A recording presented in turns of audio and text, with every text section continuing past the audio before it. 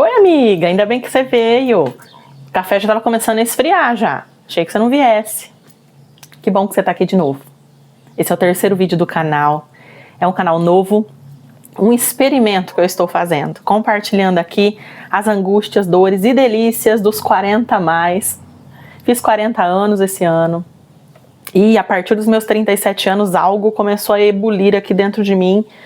Uns questionamentos, umas incertezas, umas insatisfações, uma sensação de não pertencimento, de não reconhecimento, e alguma coisa começou a mudar internamente e depois externamente. Se você ainda não é inscrita, e vou falar no feminino até que apareça um homem aqui para reivindicar os seus direitos, se inscreve no canal e ativa o sino das notificações e curte este vídeo. Se você ainda está muito longe de chegar nos 40, mas se conectar com isso, quem sabe você chegue nos 40 já muito mais dona de si do que eu cheguei. Eu demorei quase 40 anos para começar a descobrir quem eu sou, do que eu gosto, a botar a minha voz no mundo, a me posicionar, a olhar no olho, ombros eretos, e não andar de cabeça baixa com medo de incomodar os outros. Vamos falar sobre isso? No vídeo anterior, eu falei sobre como é que eu aprendi a importância de dizer não, como é que eu comecei a dizer não e a me posicionar. E eu confesso que é um exercício diário. E quando eu falo que eu demorei quase 40 anos para começar a descobrir quem eu sou, é porque eu tô só no começo. E eu posso confessar uma coisa para você? Ele foi bem doloroso no início, esse processo ainda é, mas ele também é tão mágico e tão incrível, porque a cada dia eu me reconheço uma Paula que eu nunca conheci, eu descubro coisas em mim que eu nunca tive coragem de olhar. Nem tudo é bonito. Não vou mentir pra você não, amiga. Nem tudo é bonito. Nem tudo são flores. Sabe por quê? Porque a gente conta mentiras pra gente, às vezes, a vida inteira. Por exemplo, que é uma mentira que eu contava pra mim? Que eu era uma pessoa muito fácil de lidar. Era mentira e era verdade. Sabe por que era verdade? Porque eu não sabia me posicionar, eu não sabia dizer não. Então é lógico que eu era muito fácil de me relacionar. Eu era uma pessoa que não contrariava ninguém. Eu tinha medo de incomodar. Vamos falar sobre isso? Sobre o medo de incomodar os outros. O medo de incomodar as pessoas. Isso vem lá da nossa infância, gente. Isso vem lá da nossa infância. Eu fui criada em sítio. E grande parte da minha infância foi em sítio, onde a gente morava na casa do caseiro e tinha a casa do patrão, que vinha fazer festas e passar finais de semana.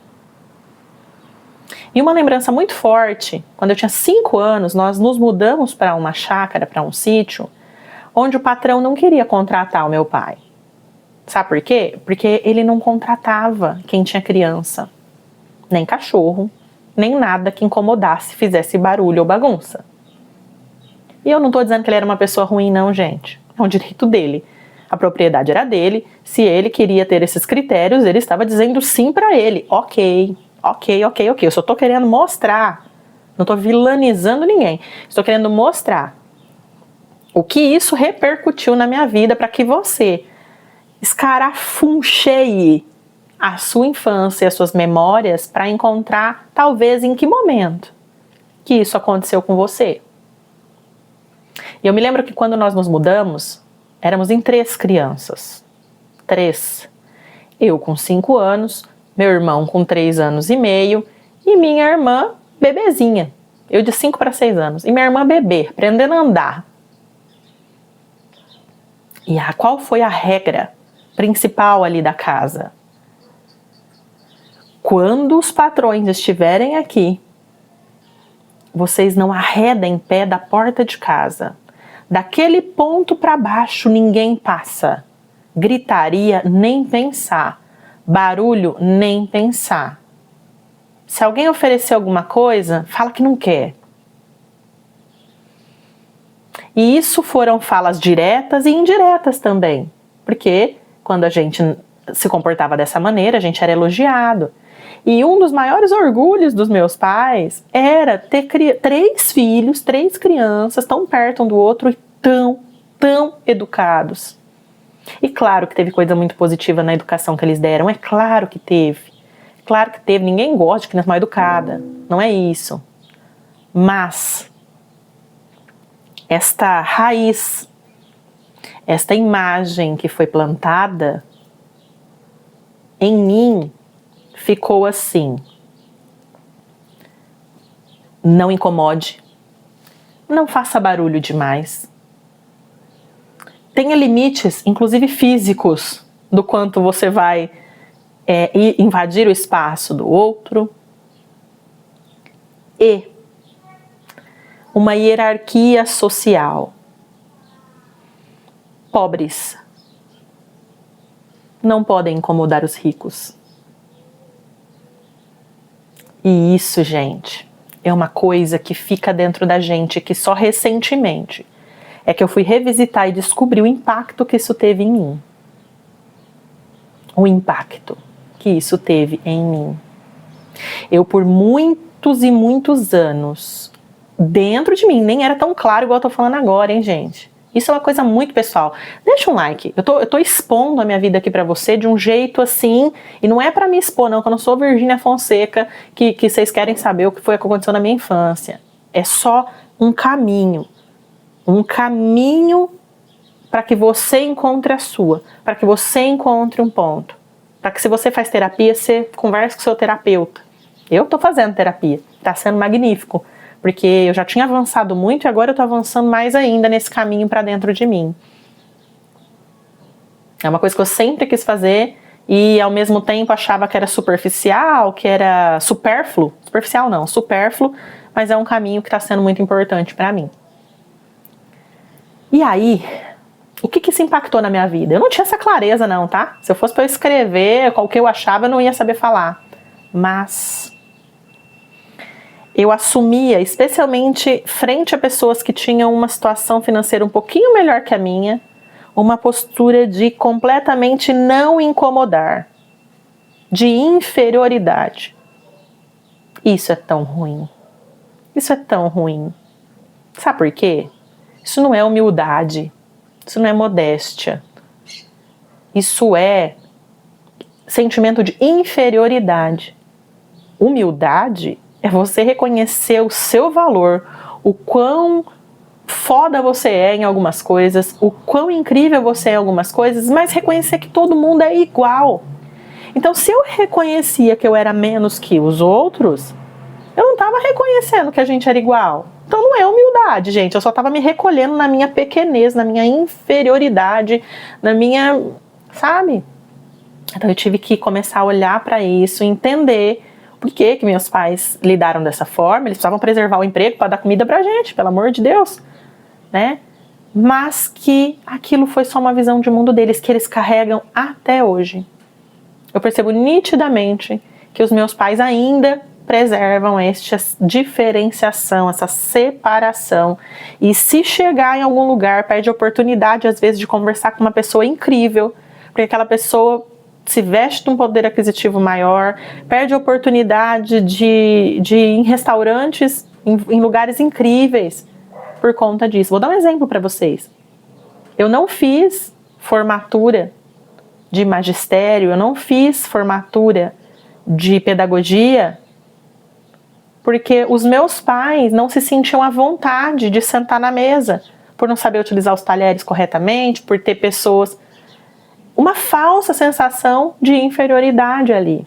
Hoje essa parte já está mais superada, né? Então, hoje, se eu fizer aniversário, né, minha irmã fizer aniversário da filha dela num buffet, se eu fizer aniversário dos meus filhos num buffet, a formatura dos meus filhos, hoje os meus pais vêm. Talvez com um pouco de incômodo, mas hoje eles vêm. Hoje eles já entendem também que, né, que não existe isso. Não existe isso. Mas eles ainda têm dificuldade. Então, eles ainda têm dificuldade em se relacionar nesses ambientes e talvez percam oportunidades incríveis de conhecer pessoas incríveis por conta disso. E aí, isso também me atrapalhou profissionalmente. Sabe por quê? Porque enquanto eu estava na educação, que foi a minha primeira carreira, em outro vídeo eu especifico essas diferenças, e no meu primeiro vídeo eu dei uma pincelada. Eu não tinha muito esse gatilho despertado em mim, porque era todo mundo ali, até uma diretora de escola, não ganhava muito mais que eu em termos de salário, talvez não tinha uma condição de vida tão diferente da minha, então a gente meio que, todo mundo ali parecido, né?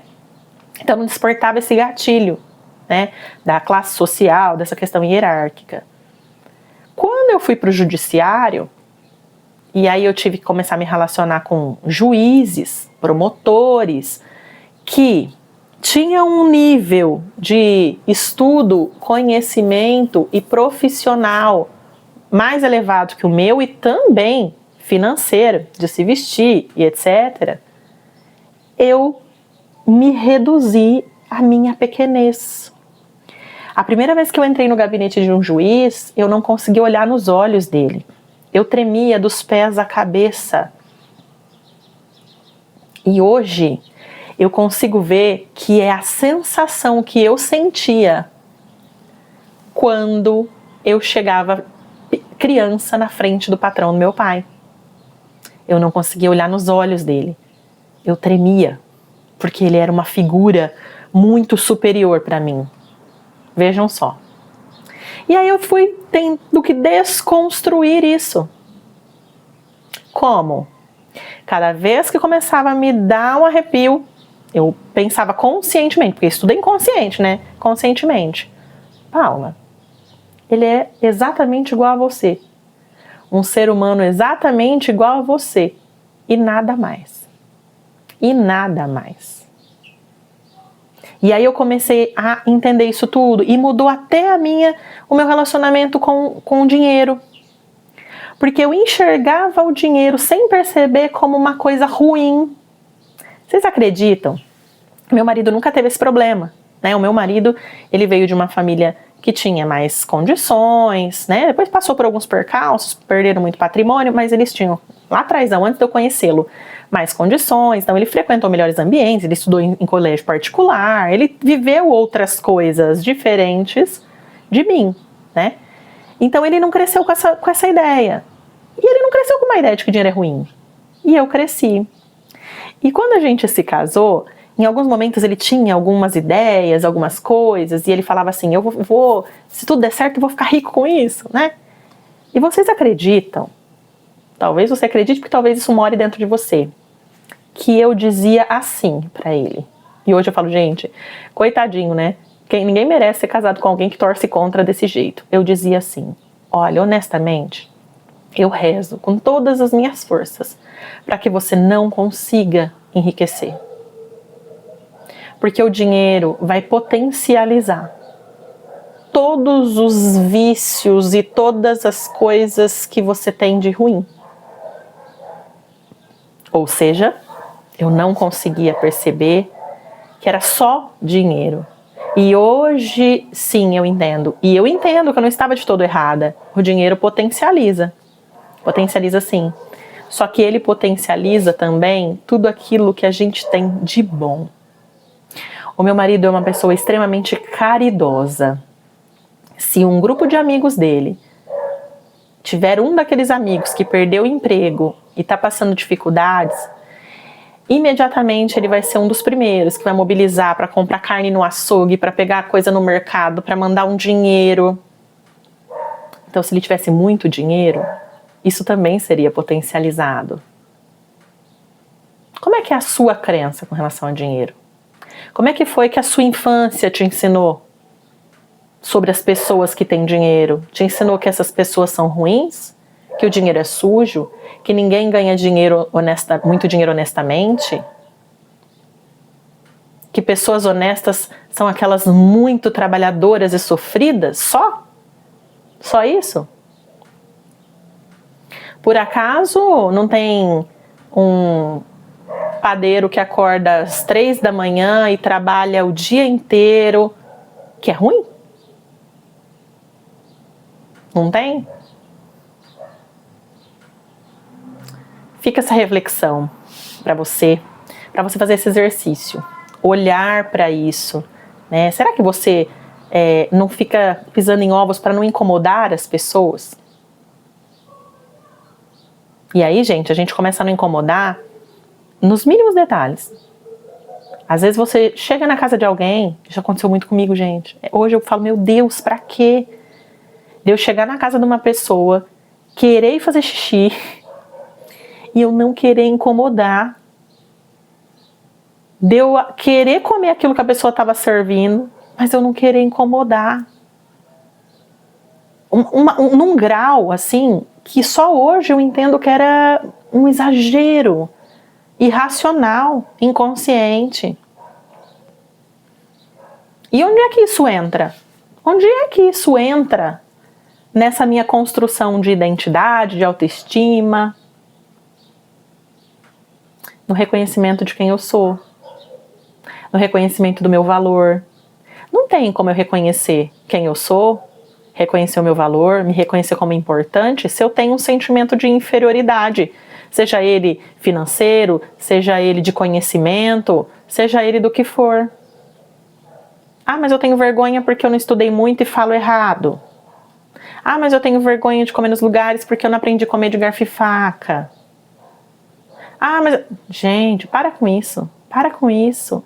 Para com isso. É só você que perde. Eu tô falando como alguém que já perdeu muito.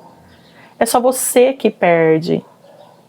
E aí quando eu ia e frequentava lugares mais requintados, eu não aproveitava aquele momento, porque eu ficava completamente presa no meu sentimento de inferioridade. Ontem mesmo, nós fomos no Iguatemi, e aí enquanto as crianças estavam ali brincando, a Júlia estava brincando com o Mateuzinho ali num playgroundzinho, a gente já tinha dado comida para eles e fomos comer num restaurante super legal, com um ambiente super legal, né, aqui entre nós, um preço de conta super legal também, né? Enfim, outro né, ambiente, aqueles que a gente frequenta só de vez em quando, sabe? Por enquanto. E aí eu fiquei pensando o quanto eu estava me sentindo à vontade lá. Eu estava me sentindo à vontade por quê? Porque talvez eu tenha o mesmo nível financeiro das pessoas que estavam lá? Não, porque isso não fazia diferença para mim. Porque eu estava lá com o meu marido para desfrutar uma comida gostosa igual todo mundo. Aí teve uma hora que na hora de comer um camarão, eu fiquei um pouco assim, ai meu Deus, e agora, né? Como é que eu vou comer isso aqui? Vou comer do jeito que eu quiser comer. Vou comer do jeito que eu quiser comer. Se fosse outros tempos, eu não iria comer com medo de não saber o jeito certo de comer. E aí é muito importante a gente fazer esse avanço, porque aí quando a gente consegue, gente, é muito gostoso. É uma sensação de liberdade tão grande. É uma sensação de... A gente se prende em algemas invisíveis.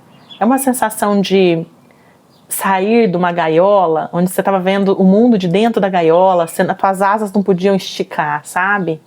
E é cada uma dessas desconstruçõezinhas e construçõezinhas que a gente faz, que fazem a gente, de novo, voltar pra gente, ou principalmente, mais importante, reconhecer o nosso valor e quem a gente realmente é. Ai, amiga, eu vou ter que te liberar, né? Porque você tem serviço de casa pra fazer. Mas, ó, vem tomar café aqui amanhã de novo. Amanhã tem vídeo de novo aqui no canal.